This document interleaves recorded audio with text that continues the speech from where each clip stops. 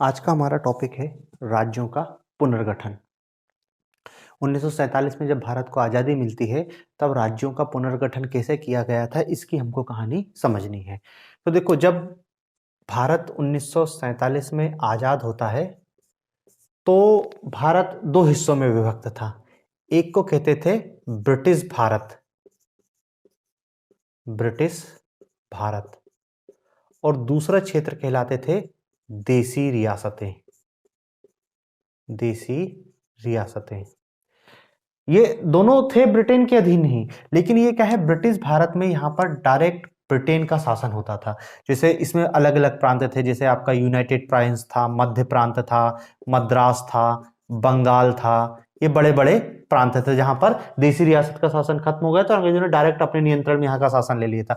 लेकिन कुछ देसी रियासतें थी जहां पे राजाओं का शासन चल रहा था, जैसे जम्मू कश्मीर थी, हैदराबाद था, जूनागढ़ था। इस टाइप का शासन व्यवस्था थी, ठीक है ना। तो देखो, आजादी के बाद देसी रियासतों का भारत में विलय कर लिया गया था। दो तीन रियासतों में विवाद हुआ था, लेकिन ज्यादातर रियासतों को सरदार पटेल ने आपसी सहमति से विलय कर लिया गया था। समझौता पत्र पे हस्ताक्षर करवा के विलय करवा लिया गया था। जब ये ब्रिटिश भारत और देसी रियासत दोनों को मिला के भारत में प्रांतों का जो गठन किया गया था, वही हमको समझना है कि कैसे किया गया था।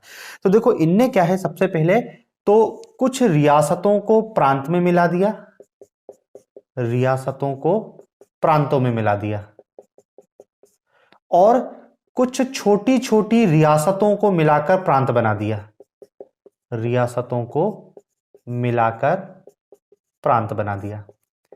मतलब रियासत थी, रियासत का प्रांत में विलय कर दिया और अब वो उसी प्रांत के नाम से जानी जाएगी। जैसे मध्य प्रांत थी तो कोई रियासत को मिला दिया वहां पे, संयुक्त प्रांत थी वहीं रियासत को मिला दिया, या छोटी छोटी रियासतों को मिला के एक बड़ा प्रांत बना दिया। जैसे राजपूताना रियासत थी छोटी छोटी, वहां पर सबको मिला के एक राजस्थान बना दिया गया। तो देखो, इस आधार पर जो 1947 के बाद 1949 में जब हमारा संविधान बना, उस समय क्या है, चार प्रकार के प्रांत दिखाई दिए संविधान में। इसको पार्ट ए कह रहे हैं, एक पार्ट बी था, एक पार्ट सी और एक पार्ट डी था। पार्ट ए के अंतर्गत ब्रिटिश प्रांत थे, ब्रिटिश प्रांत, वही जो अभी बताया, बड़े बड़े प्रांत, बंगाल, बिहार, यूनाइटेड प्रोविंस, ये प्रांत थे।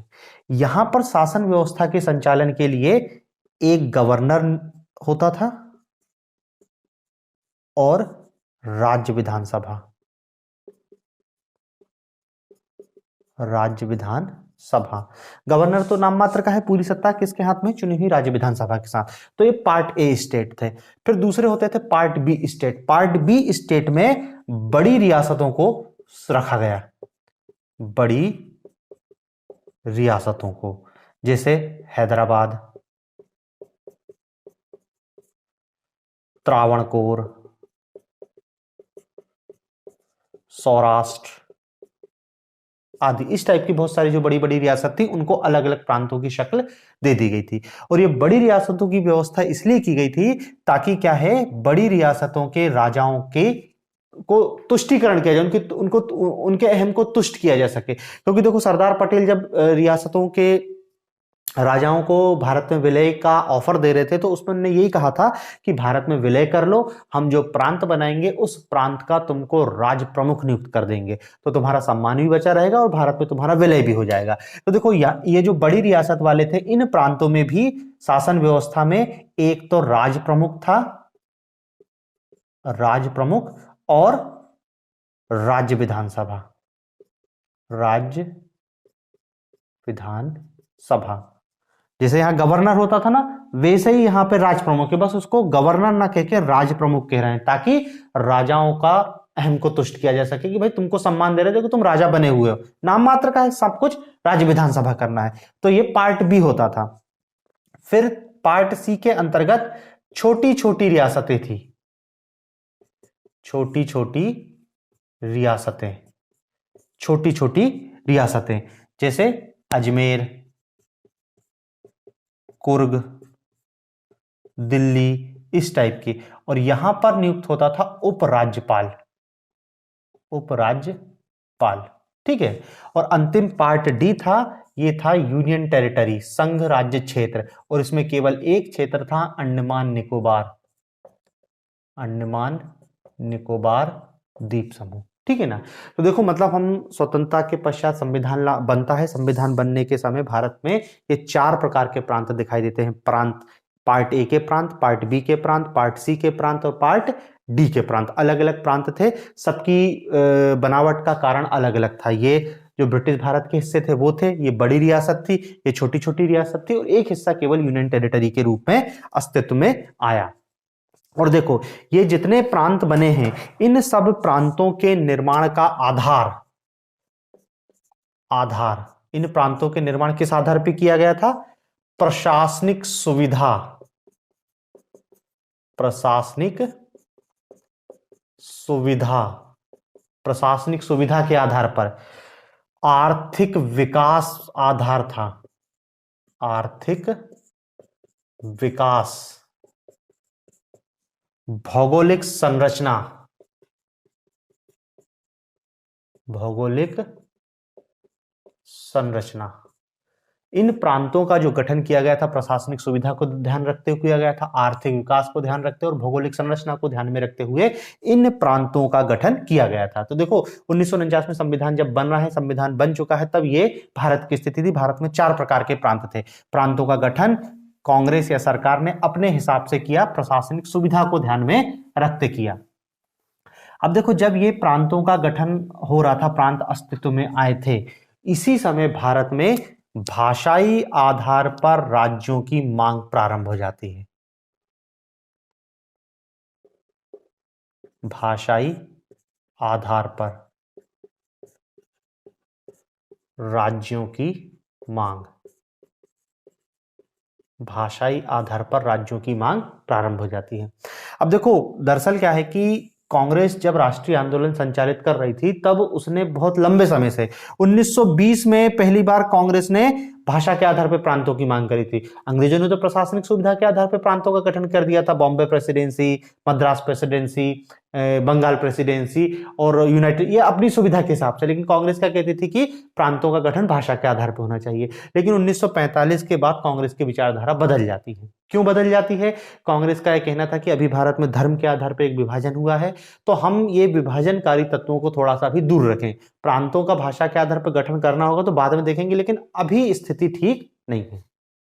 लेकिन मद्रास में सबसे पहले भाषा के आधार पर प्रांतों के गठन की मांग उठती है। मद्रास में देखो 3 भाषाई लोग रह रहे थे। एक तेलुगु भाषी रह रहे थे, तेलुगु भाषी, तमिल और मलयालम। इनमें सबसे पहले तेलुगु भाषी लोगों ने यह मांग उठाना चालू कर दी कि हमारा तमिलों के साथ गुजारा नहीं हो सकता, हमको अलग राज्य चाहिए। तो इन्होंने क्या है, भाषा के आधार पर राज्यों की मांग प्रारंभ कर दी। तेलुगु भाषी ने सबसे पहले यहीं प्रारंभ होती है। फिर बॉम्बे प्रांत में भी भाषा के आधार पर राज्य की मांग होती है, मराठी और गुजरातियों के बीच। गुजराती कहते हैं कि हमको अलग राज्य चाहिए। तो मतलब देखो भाषा के आधार पर राज्यों की मांग धीरे धीरे उग्र रूप लेने लगती है, और स्थिति ये होने लगती है कि ऐसा लगने लगता है कि भारत में गृह युद्ध की स्थिति चढ़ जाएगी।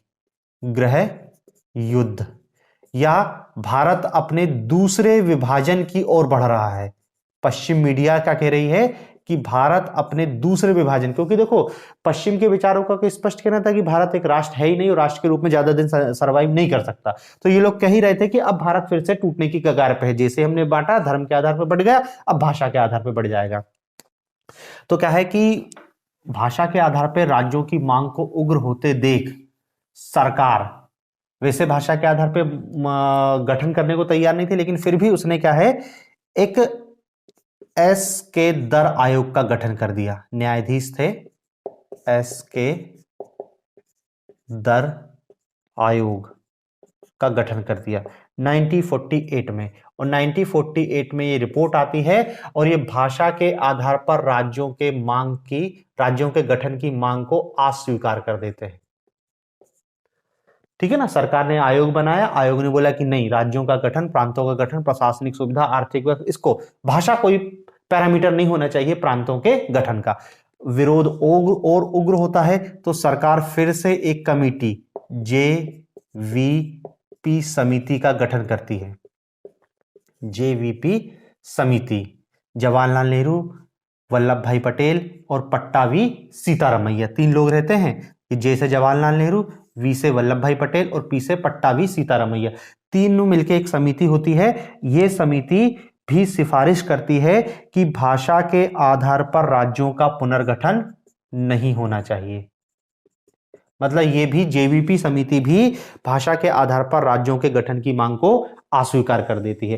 तो मतलब देखो यहां पर क्या है कि 2 कमेटी गठित की गई है और दोनों कमेटियों ने ही इस मांग को अस्वीकार कर दिया कि भाषा के आधार पर राज्यों का गठन होना चाहिए। अब स्पष्ट क्लियर हो गया कि भाषा के आधार पर प्रांत तो नहीं ही बनेंगे। 2 बार आयोग गठित किया, दोनों ने मना कर दिए।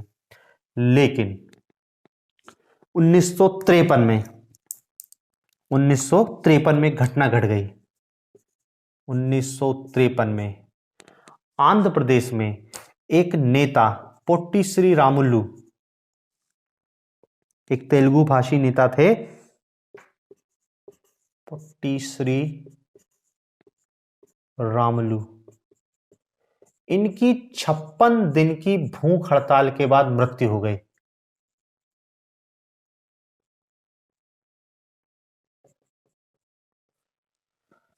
ये तेलुगु भाषी के लिए अलग राज्य की मांग कर रहे थे, सरकार इनकी मांग नहीं सुन रही थी, ये भूख हड़ताल पे बैठ गए। भूख हड़ताल पे 56 दिन तक बैठे रहे और 56वें दिन इनकी मृत्यु हो जाती है। अब सोचो जब इनकी मृत्यु हो गई तो स्थिति विस्फोटक हो गई, क्योंकि जो लोग तेलुगु भाषी थे उनको क्या लगने लगा कि सरकार तो हमारी बात सुनी नहीं रही है, हमारा जो नेता है वो भूख हड़ताल पे मर गया। ये स्थिति बहुत गंभीर हो गई, तो सरकार को तत्काल दबाव में आ गई और सरकार ने भाषा के आधार पर आंध्र प्रदेश का गठन कर दिया 1953 में। सरकार जो देखो धर आयोग, जेवीपी आयोग दोनों ने मना कर दिया था कि हम भाषा के आधार पर प्रांतों का गठन नहीं करेंगे। 1953 में सरकार को मजबूर होना पड़ा और भाषा के आधार पर प्रांतों का गठन कर दिया गया। पहला प्रांत गठित होता है आंध्र प्रदेश। अब जैसे ही आंध्र प्रदेश गठित होगा पूरे देश में भाषा के आधार पर आंदोलन चालू हो जाएंगे। तो सरकार फिर क्या है 1953 में ही एक राज्य पुनर्गठन समिति का गठन करती है। राज्य पुनर्गठन समिति एक कमेटी बनाती है, राज्य पुनर्गठन समिति। इसके अध्यक्ष बनाती है फजल अली को, फजल अली। इसके 2 मेंबर और रहते हैं, के एम पणिक्कर और हृदयनाथ कुंजरू।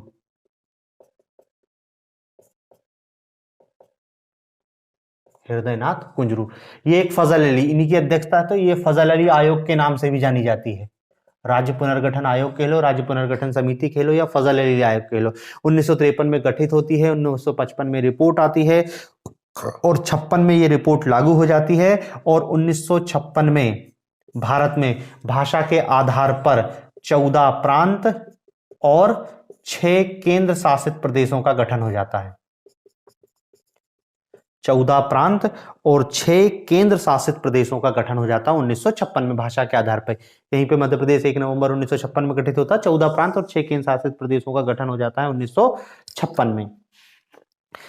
बात यहीं पे खत्म नहीं हुई। 1960 में बॉम्बे प्रांत से अलग करके गुजरातियों के लिए एक गुजरात प्रांत का गठन किया गया। तो देखो ये 14 प्रांत थे, 15वां प्रांत क्या बन जाता है, गुजरात। क्योंकि मराठी और गुजराती आपस में लड़ने लगते हैं, गुजराती आंदोलन करते हैं। उस समय बॉम्बे के जो रहते मोरारजी देसाई, वो उनकी बात नहीं सुनते, ले देके विवाद बहुत बढ़ जाता है और इतना विवाद बढ़ जाता है कि गुजरात का अलग गठन करना पड़ता है। तो 1960 में गुजरात अस्तित्व में आता है। फिर इसी बीच क्या है देखो 1961, 1962 ये आपके गोवा, दमनदीप, पौंडीचेरी, इन सबको भारत में मिलाया जाता है। ये सब अलग अलग हिस्से थे, इनको मिला लिया जाता है। ये हालांकि भाषा के आधार पर नहीं थे, लेकिन फिर भी ये पुर्तगाली और फ्रांसीसी कॉलोनी थी, तो उनको भी भारत में मिला दिया जाता है। 1963 में नागालैंड गठन किया जाता, असम को काटकर नागालैंड। 1963 में नागालैंड। और फिर आगे चल के पंजाब पहले जो था, पंजाब में हिंदी भाषियों को अलग करके हरियाणा का गठन कर दिया गया। मतलब पूरे देश में अलग अलग हिस्सों में राज्यों का प्रांतों का गठन कर दिया गया। हालांकि ये भाषा के आधार पर था, ये नागालैंड वाला भाषा के आधार पर ना होकर ये उनकी जिसको कहना चाहिए आदिवासी कल्चर या उनकी अपनी पृथक पहचान को बनाए रखने के लिए नागालैंड का गठन किया जाता, उनकी निर्जातीय पहचान को बनाए रखने के लिए इन प्रांतों का गठन किया गया था। तो इस रूप में भारत में क्या है, अलग अलग प्रांतों का निर्माण किया गया। अब देखो भारत में जो प्रांतों का निर्माण है वो 3 चरणों में हमको दिखाई देता है, 3 चरणों में। इसका प्रथम चरण ये होता है भाषा के आधार पर, भाषा के आधार पर भारत में जो पहली बार 1956 में, अब भी हमने जो कहानी देखी है वो फर्स्ट फेज के अंतर्गत भाषा के आधार पर, ये जो आपका फजल अली आयोग है इसने जो सिफारिश दी थी 1956 और 56 के कुछ बाद जैसे मराठी और गुजराती को अलग करके गुजरात बनाया गया, ये फर्स्ट फेज था भाषा के आधार पे। फिर द्वितीय चरण आता है, द्वितीय चरण, और इस द्वितीय चरण के अंतर्गत भारत में सांस्कृतिक या निर्जातीय पहचान या बोल सकते हैं आंतरिक सुरक्षा, इनको ध्यान में रखते हुए प्रांतों का गठन किया गया और इसके अंतर्गत पूर्वोत्तर राज्यों का गठन किया गया, और फिर तीसरा फेज आता है 1987 के बाद, तृतीय चरण। इस तृतीय चरण के अंतर्गत भारत में जो प्रांतों का गठन किया गया था वो मूल रूप से किया गया था विकास के आधार पर, विकास या आर्थिक पिछड़ेपन के आधार पे,